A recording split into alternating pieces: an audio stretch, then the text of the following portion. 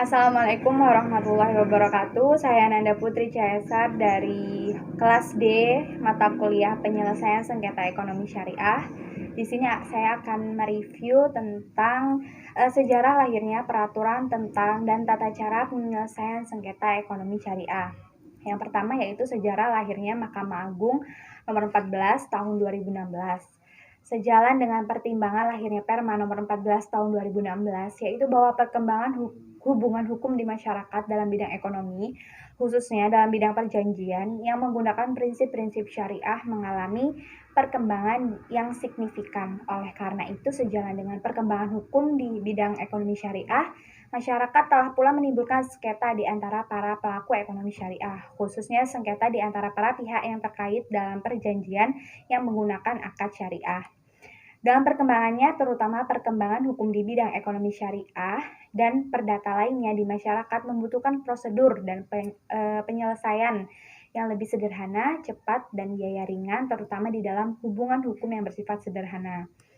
Nah, oleh karena itu, HIR dan RBG tidak mengatur dan tidak membedakan antara nilai objek material yang jumlahnya besar dan besar kecil, sehingga itu sebagaimana itu dijelaskan di dalam pasal 2 yang menyebutkan perkara ekonomi syariah itu dapat dilakukan dalam bentuk gugatan sederhana atau dengan gugatan dengan cara biasa. Sebagaimana tindak lanjut dari Undang-Undang Nomor 3 Tahun 2006 tentang Pengadilan Agama, maka Mahkamah Agung itu menetapkan Perma Nomor 14 Tahun 2016 tentang tata cara penyelesaian perkara ekonomi syariah. Nah, Perma ini memperkuat segala peraturan yang membahas mengenai ekonomi syariah. Dalam Perma ini dijelaskan detail mengenai ekonomi syariah, prinsip syariah, akad syariah, dan tata cara penyelesaian perkara ekonomi yang masuk ke pengadilan agama.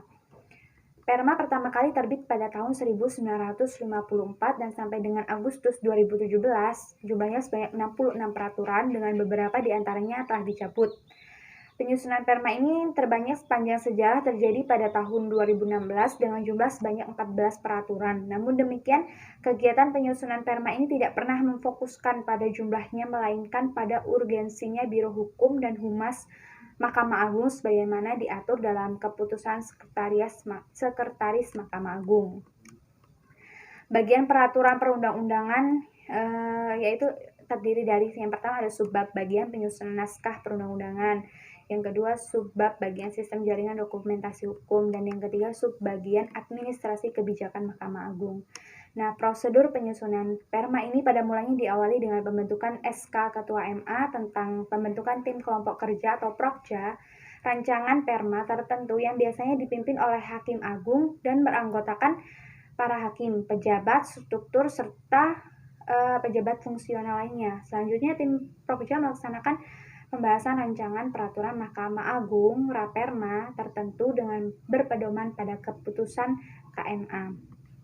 Dalam Raperma disetujui oleh Ketua MA dan dalam forum pimpinan dimaksud, maka selanjutnya Biro Hukum dan Humas melakukan harmonisasi dengan berpedoman pada SOP harmonisasi atau penyusunan atau pembentukan peraturan perundang-undangan nomor 6 tanggal efektif 6 Januari 2014. Nah, secara ringkas SOP harmonisasi terdiri dari tahapan disposisi surat dan Ketua MA kepada Kepala Biro Hukum dan Humas yang dilanjutkan disposisi kepada Kabak Peraturan Perundang-undangan dan disposisi Kepala Kasubag Administrasi Kebijakan MA, pemerintah kelengkapannya administrasi, harmonisasi, persetujuan dan tanda tangan Ketua MA, lalu pengundangan. Selanjutnya, perkembangan hukum ekonomi syariah di Indonesia. Hukum Islam itu memiliki akar yang kuat di Indonesia. Hukum Islam itu ada sejak Islam datang ke Indonesia sejak abad ke-7 Masehi. Ia tumbuh di tengah masyarakat Indonesia berdampingan dengan hukum adat, bahkan antara keduanya saling memengaruhi. Lalu hasil penelitian dari Profesor Mr. Dewick Willem Christian itu menunjukkan bahwa hukum Islam itu berlaku secara total di Indonesia karena seluruh unsur-unsurnya sudah menjadi bagian dari kehidupan hukum di Indonesia. Di Indonesia itu hukum Islam adalah hukum yang hidup, di mana yang dimaksud yaitu hukum yang berjalan di tengah-tengah masyarakat. Sejalan dengan sudah diakuinya kedudukan hukum Islam di Indonesia sebagai salah satu sumber hukum nasional, selain itu hukum adat dan hukum barat keperluan untuk selalu mencari dan menggali khazanah hukum Islam dalam rangka memberikan sumbangsih bagi pembentukan hukum nasional adalah sebuah keniscayaan. Saling pengaruh antara hukum Eropa, hukum adat, dan hukum Islam, dan perkembangan hukum modern dari Anglo-Saxon karena perkembangan masyarakat semakin global, itu adanya kenyataan yang sahih. Islam memiliki seperangkat ajaran berupa akidah, syariah, dan ibadah. Syariah dalam arti khusus disebut juga dengan fikih, terdiri atas beberapa bidang, yaitu tentang ubudiyah, ibadah, munakahat, jinayat, dan muamalah. Nah, bidang muamalah itu diistilahkan dengan hukum ekonomi syariah, yaitu membahas tentang jual beli, gadai, perdamaian, pengampunan, jaminan utang, perseroan, perwakilan, titipan, dan lain sebagainya. Seluruh bidang hukum ekonomi syariah ini berdasarkan prinsip syariah yang mengatur tata niaga, dagang, dan tata kelolanya. Nah, norma-norma yang bersumber dari hukum Islam ini di bidang kontrak atau perikatan ini telah lama dipraktikkan dalam masyarakat Islam Indonesia. Namun akibat dari politik penjajahan Belanda, norma-norma hukum perikatan Islam ini memudar dan tidak lagi berfungsi dalam praktek formalitas hukum di masyarakat. Sejalan dengan bermunculnya lembaga-lembaga keuangan syariah dengan adanya undang-undang baru tentang peradilan agama,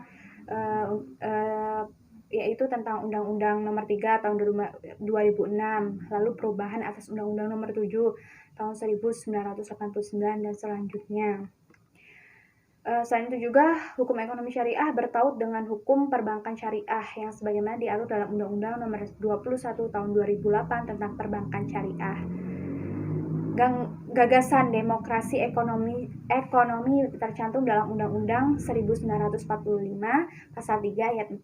Demokrasi ekonomi yang dimaksud yaitu yang pertama tentang perekonomian Pancasila digerakkan oleh rangsangan-rangsangan ekonomi sosial dan yang paling penting adalah moral. Kedua, perekonomian Pancasila ada hubungannya dengan Tuhan Yang Maha Esa. Ketiga, perekonomian Pancasila berkaitan dengan persatuan Indonesia yang berarti nasionalisme dan menjiwai kebijakan ekonomi. Dan setiap perekonomian Pancasila tegas dan jelas adanya keseimbangan antara perencanaan sentral atau nasional dengan tekanan pada desentralisasi di dalam pelaksanaan kegiatan ekonomi. Demikian dari saya, kurang lebihnya mohon maaf, saya akhiri. Wassalamualaikum warahmatullahi wabarakatuh.